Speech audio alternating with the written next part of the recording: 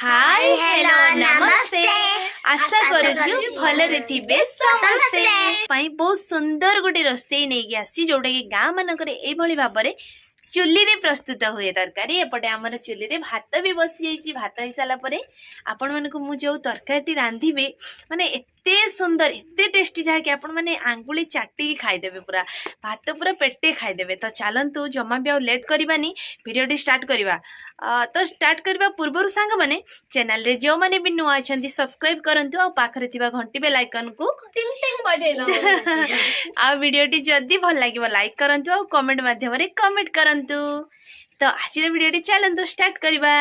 तो सांग माने तो जानी आमर तो चुल्ली रोसई तो गाँ मानक समस्त घरे चुल्ली रोसई हुए। तो चुल्ली रे बर्तमान मु करेई बसई सारी तो तापर चुल्ली रोसई करने हेले आगर मु सब सज कर देछि जोटा कि पियाज अदा रसुण बाटा एटा होची बिलाती को भी सिझे देछि आलू और अंडा को भी सिझे नेछि आ तेल। एबे चलंतु रोसई रो प्रोसेस टा आपन मन को सिखेबा।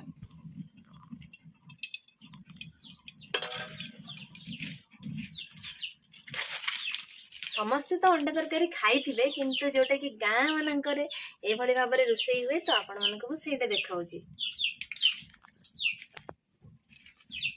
ये आमर पूरा गरम हो गलानी मुझे हलदी गुंड पकईदेवी एबे आमर अंडा को छाड़ी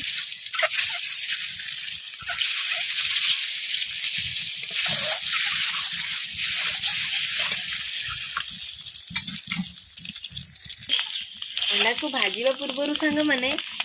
अंडा एमती ऊपर भाग में अनेखी द्वारा टिके टिके काटिदेवे काटिबा द्वारा अंडा भितर हलदी और लुण भल भाव में पशि थाए नहेले अंडाटा अलणा लगे से साहाଯ୍ୟରେ अंडा टिके टिके ऊपर भाग में टिके टिके काटिदे अंडा सहित मुझे आलू को भी भल भाव में भाजी नहीं मार्केट रू 4टा अंडा आमर आसला गोटे अंडा खराब बाहरी गला बाकी 3टी अंडा भल अच्छी।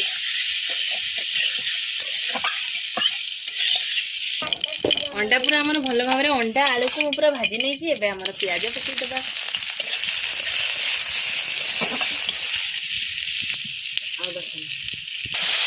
अदा रसुण पेस्ट को मुझे पकईदेली सांग मैंने मो पुआ आज मो पर बसी मैंने अंडा आलू जो सतुड़ी देती कहूँ मामा मत गोटे आलू दियो गोटे कटी आलू खाई गला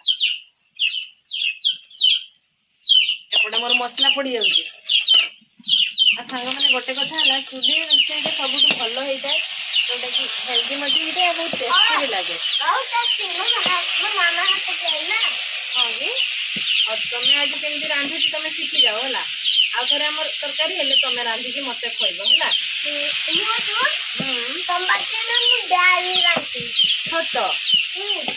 मुझे जानी और ठिकी तुम ये फल एबे सांग मैंने देखिपे पूरा मसला आमर प्रस्तुत हो मुझे गरम मसला किसी भी यूज करनी पूरा जमी साधारणतः आम गाँव में रोषे हुए अदा रसुण प्याज बिलाती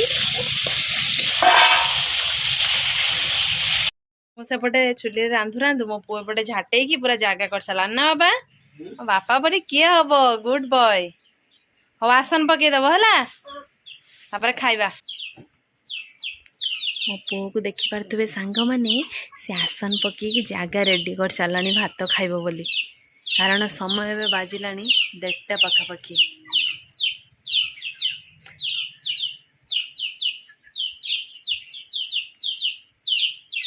तो फाइनाली सांग मैंने देखिपे मोर अंडा तरकारी प्रस्तुत हो जाइए एते परिश्रम फल मिली कि ना टेस्ट कले जना पड़ो। तो मो थाली भी देखिपे 2टा भात बढ़ाई तो मो पुअर ये गोटे बढ़ाई सी पूरा भात उपर अंडाटा को रखी एवं खाई मो पुओ टेस्ट कर कह तरकारीटा भल हो कि ना आ भर आम माँ पुअर भी आज कंपिटिशन अच्छी भात खाइबार जार मैंने प्रथम भात खिया सर सी डबल अंडा आज खाइब ठीक अच्छे कंपिटिशन ताले स्टार्ट करवा खाइबा ठीक अच्छे मो फास्ट बड़ा बड़ी कर दे खाइबा खाओ तुम तो हार मु जानी मोटू हाँ ना आ जितब तो ठीक अच्छे ताले मु फास्ट तरकारीटा बाढ़ी ना तुम खाओ आरंभ कर पिला तुम आग आरंभ करदे मो पचर आरंभ करी ये आमर बाड़ी कदली भजा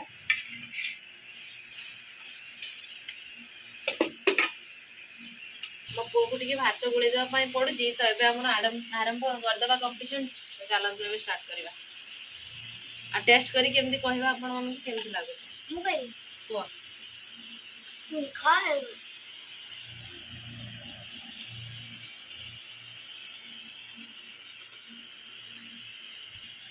मुझे तू निजे रोषे करछि तो केमती लागुची मु कहबिनी मो पुओ कहबो तो ए सीटा फांका पड़छि कारण एटा मो झियर तो से बे मोबाइल धरछि तो सेति में सेठी बसिनी तो फाइनली सांग माने देखि परछु मो पुओ आज जीति आइछि से विनर हे जाइछि ना बाबा तरकारीटा केमती लागुछि काई कहलानी तो बढ़िया मो पुओ आगुरु जमा भी हाथ रे खानथला एबे टिके टिके हाथ रे खाଇବା अभ्यास कलानी तो आपण मन के जति वीडियो टी भल like like comment share subscribe निश्चित करिवे देखा हेबो आपण मन के सहित आउ एको फ्रेश दमदार वीडियो रे सेते बेले पर्यंत हमको विदाई दियंतु